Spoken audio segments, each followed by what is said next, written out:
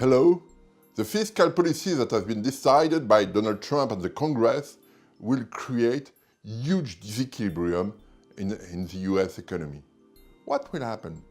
We will have larger, stronger expenditures from the government and lower tax rate. It will imply a higher budget deficit. We are currently at about 4% of the US GDP. It will creep up to 5 or 6%. What is interesting is that currently the US economy is very close from full employment.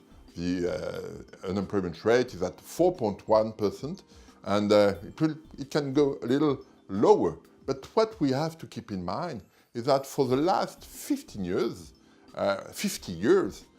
when there is consistency between unemployment rate and public deficit. When the unemployment rate is going down, trending downward, the public deficit is trending downward.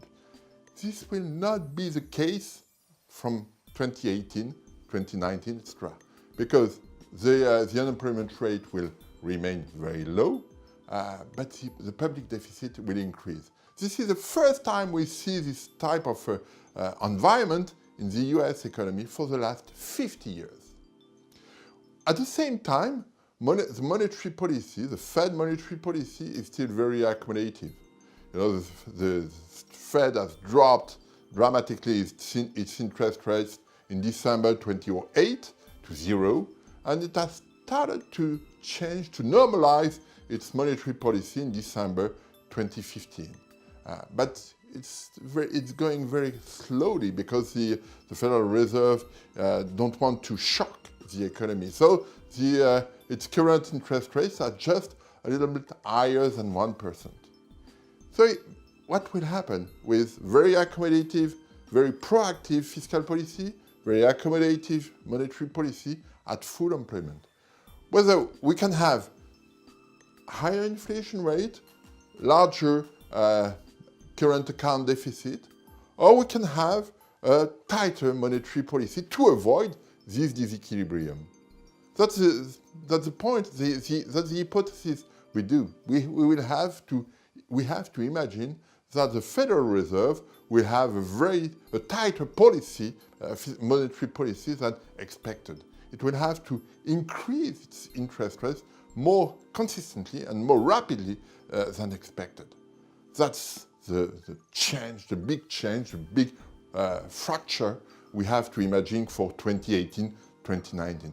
The consequence of that is that we will have higher volatility on markets. We used to have a consistent behavior of Federal Reserve interest rates and the VIX, a measure of volatility with lags, etc.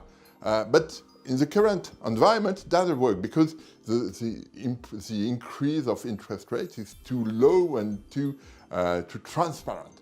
In the coming months, the Fed will have to increase its interest rate very rapidly. So investors will have to make arbitrage between assets. And in that case, we will have higher volatility.